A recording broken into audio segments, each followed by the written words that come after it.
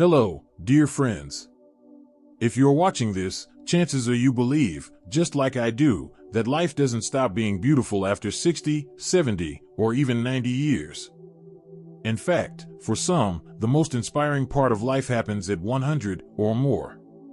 Today, I want to tell you the story of a woman who's not just living proof of that, but a shining example of what it means to live fully, age gracefully, and embrace every season with quiet strength. Her name is Ethel Caterham. Born on August 21, 1909, she has seen more than a century of life unfold. That's right, Ethel is 115 years old and currently the second oldest living person in the world. Now, let that sink in for a moment. She was born before World War I. She lived through 2 world wars, the invention of the television, the rise of the internet, and even saw the world change through smartphones and space travel. But more than world events, it's her personal journey that truly touches the heart. Ethel was born in England, during a time when things were simpler and harder. Life didn't hand things easily.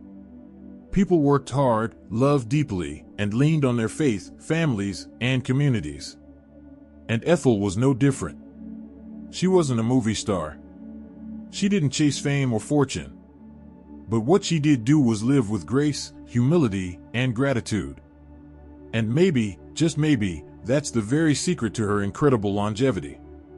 Let's pause right here and think about this. We often search for miracle diets, new medicines, or special routines to live longer. But what if the true answer lies in the way we treat each day, and how we live with intention? Ethel is known by those close to her as a calm soul. She's never been in a rush, never chased after stress or drama. Instead, she embraced slow living. She took things one day at a time. She enjoyed the sunshine on her face, a warm cup of tea, the laughter of children playing outside her window, and the rhythm of a quiet, peaceful life. And maybe that's a message for all of us, especially those of us in the golden years of life. You see, aging isn't a curse. It's a gift.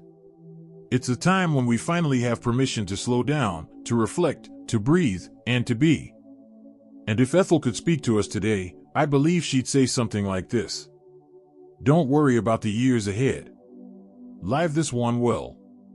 Find joy in the small things. Don't carry yesterday's sorrows into today.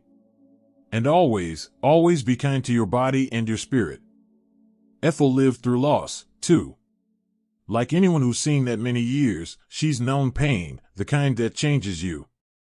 She outlived friends, siblings, and even her husband. But rather than letting sorrow harden her heart, she let it soften her. She let it teach her compassion, patience, and presence.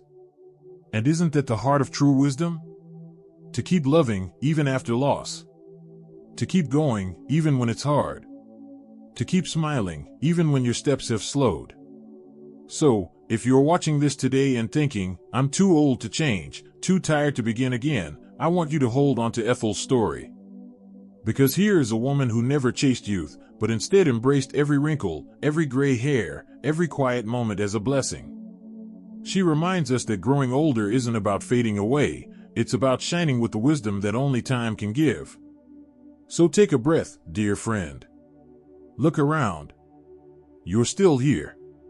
You're still breathing. That means God's not finished with you yet. Let Ethel Caterham be your gentle reminder that life, even at 100, 110, or 115, can still be full of grace. Stay with us, because in the next part, we'll explore some of the beautiful daily habits and gentle lifestyle choices Ethel made, and how you can bring some of that peace and longevity into your own life. But for now, let this part of her story sit with you. Reflect on it. And remember, your life isn't behind you. There's still time to live with purpose, with joy, and with deep, unshakable peace. In our last conversation, we stepped into the remarkable life of Ethel Caterham, a woman who has lived for more than 115 years with grace, quiet strength, and a beautiful sense of peace. And today, I'd like to gently walk with you through some of the habits and rhythms that may have helped her live such a long, meaningful life. Now, I want to be clear, Ethel didn't follow any fancy super longevity diet. She didn't run marathons or meditate on a mountaintop. What she did was far more simple, and in many ways, far more powerful. 1. She kept life simple. Ethel wasn't someone caught up in the chaos of modern life. She lived slowly, intentionally. She didn't fill her days with noise or clutter. Instead, she found joy in simple things: a quiet walk in the garden, the warmth of a cozy blanket, the rhythm of a well-loved routine. You don't need to chase trends or overcomplicate your life to find peace. Sometimes, it's the smallest changes that bring the biggest results, like turning off the TV for a while and listening to the birds outside, or swapping a rushed breakfast for a quiet moment with a warm cup of tea. 2. She stayed connected, even in quiet ways. Though Ethel lived much of her later years privately, she was never truly alone. She valued connection.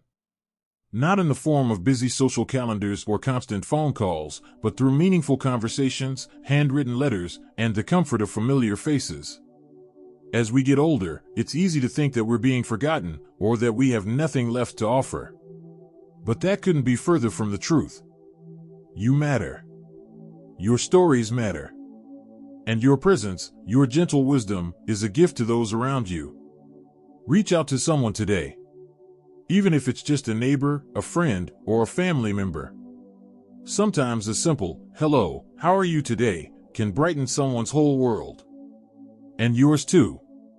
3. She took care of her body, kindly, not harshly.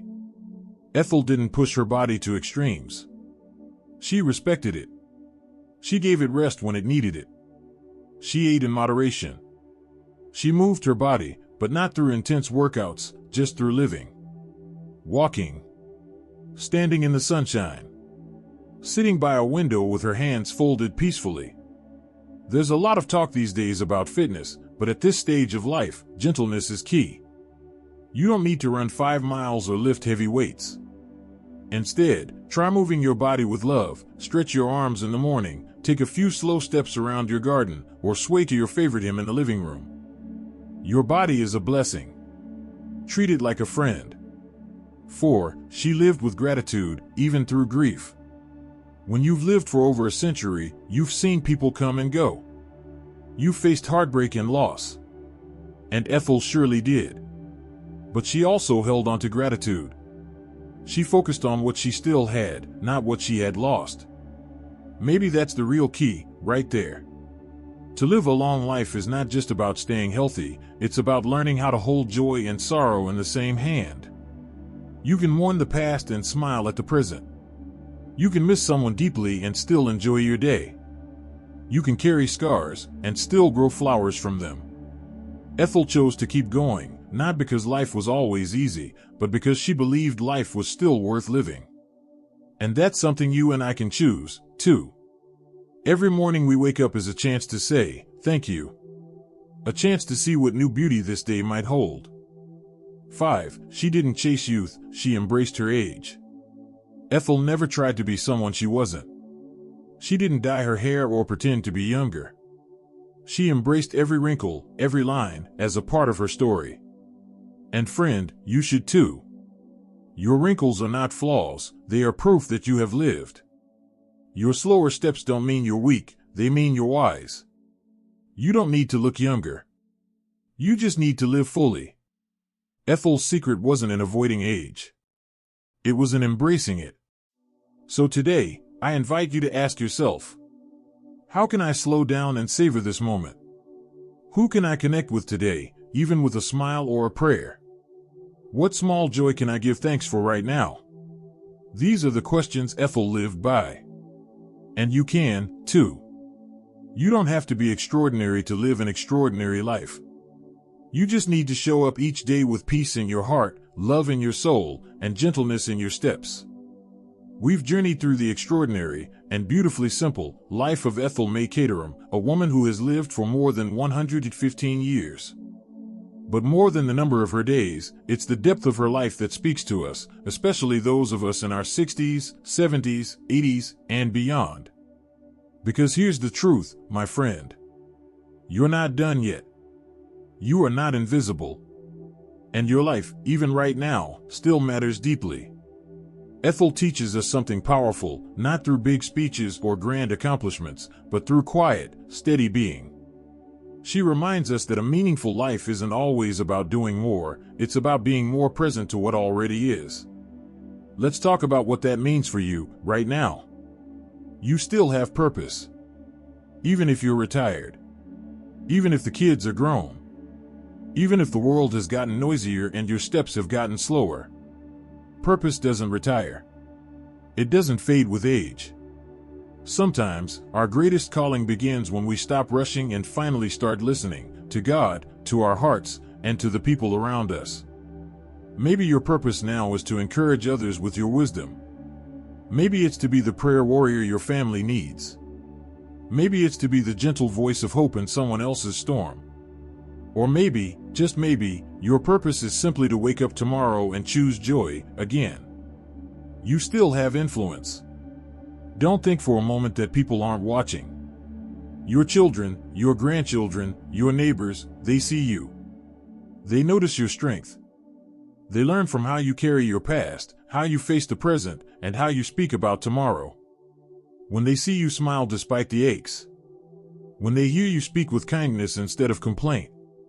When they watch you sit quietly with peace in your soul. They're learning what real strength looks like. Ethel didn't have 1 million followers or a spotlight on her life. But now, her story is shining across the world, because a quiet, faithful life always leaves a light behind. You still have beauty. Not the kind the magazines talk about, but the kind that comes from a lifetime of laughter and tears, of loving and letting go, of holding on to faith through it all. You are not past your prime, you are in your season of harvest. This is the time to reap the lessons, the memories, the quiet joys of a life well lived. So let yourself be loved. Let yourself rest. And let yourself shine, just like Ethel, not by chasing more years, but by cherishing the ones you already have. Before we go, I'd love to hear from you. What part of Ethel's story spoke to your heart today? Do you see some of your own journey in hers? Have you been inspired to slow down, reflect, or maybe try something new? Please take a moment and share your thoughts in the comments. Your words might encourage someone else who really needs it today. And if this video brought you comfort, hope, or just a smile, click that like button to let us know. Subscribe to the channel so you don't miss more heartwarming stories like this one. And most importantly, share this video with someone you care about. It might be just what they need to hear. Together, let's build a space where growing older is something we celebrate. Where wisdom, gentleness, and faith are honored. And where you are reminded, again and again, that your life still has so much to give. Until next time. Stay peaceful. Stay joyful. And keep walking forward, one beautiful step at a time.